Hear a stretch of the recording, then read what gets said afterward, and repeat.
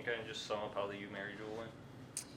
Yeah, I mean, really, kind of up and down the lineup, we didn't really perform, and I think, we went into the break after 157 down 9-6, so we still had a chance, and things didn't go real well from there. 133 was a weight where we expected to win. We had beat them there before, and so I knew we were gonna need an upset somewhere to make up for that. And it just didn't come. So obviously, a couple of injuries in the duel. It was pretty hard fought, physical duel meet, and we sort of came out on the wrong end of it. Why do you think that is? Is there anything in particular that could have changed, or? It's hard to say. We're trying to figure that out, But our team is pretty good when they all show up to wrestle at the same time, and we get everything rolling our way. But when we don't, we're not very good, and so we need a full team effort every time out, or we're just not going to do real well in this conference. So that's what we need to do tomorrow. We need a full team effort to beat Moorhead. Has that been a problem all year, just getting that full team effort out of the guys? Yeah, kind of. It has. I just think we're better than what we're showing out there, and that's what it takes. Is all 10 guys need to go out there and wrestle a good match, and when we have 2 or 3 that don't, it really hurts our chances. What are kind of some positives and negatives about a quick turnaround like this week going into Moorhead tomorrow?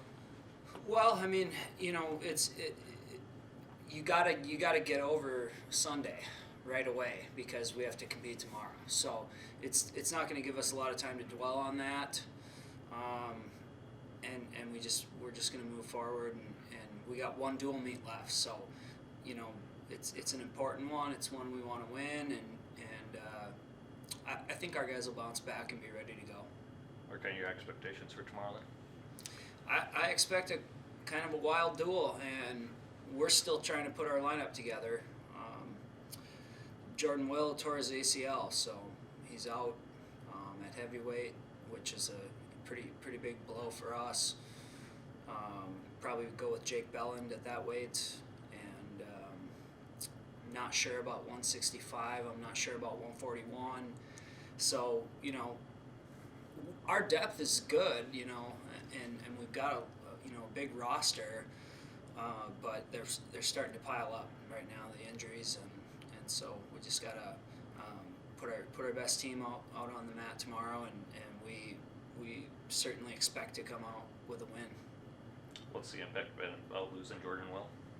I mean, he's a returning region champion, and so it's I think in any sport when you lose your best athlete, it's that's not easy. So I just feel for him. He's the type of kid that does everything right and works his tail off, and it was sort of a freak accident. It wasn't a dangerous situation or anything like that. His knee just sort of buckled on him, and so it's going to be a long recovery. But I think if there's anybody who can bounce back from that and make the most of that sort of an injury, it's Jordan Will.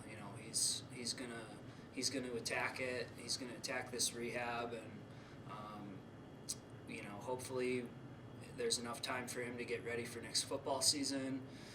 But certainly he should be ready to go for us next winter. What is your message to some of the guys that now have a chance to get into the lineup moving forward?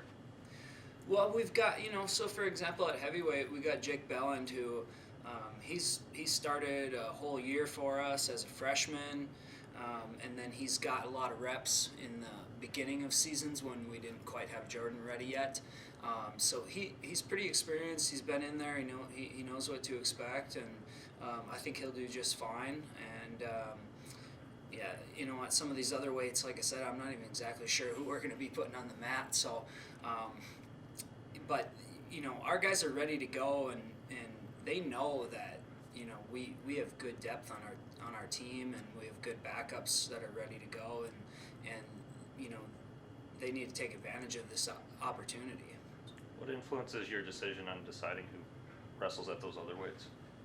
Well, we're trying to figure out who's healthy, number one, and then and so like for example, Liam Hayden he's been banged up with a shoulder injury at 141, so I'm not sure if he's going to be quite ready to go yet. We're definitely hoping to have him ready for the region tournament, but yeah, we're gonna determine that based off of who's healthy and ready to go, and who we have available. So with all the injuries that are going around the team, how do you keep the morale boosted up for your team?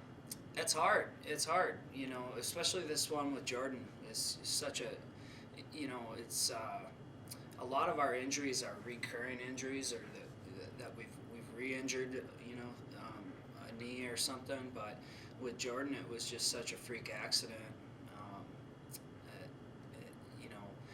Keeping the morale up is hard, but this is part of our sport. It's a physical sport. It's a rough sport, and injuries happen, and you got to just do what you can to make the most of it. And when some of our backups get those opportunities, that's what they're waiting for. They want to be starters, and so now here it is. Here's your shot. So it's not too hard to motivate those guys because they've been waiting for this, and so with the rest of our guys, they understand that it's one conference duel left here, and then we got that region tournament. So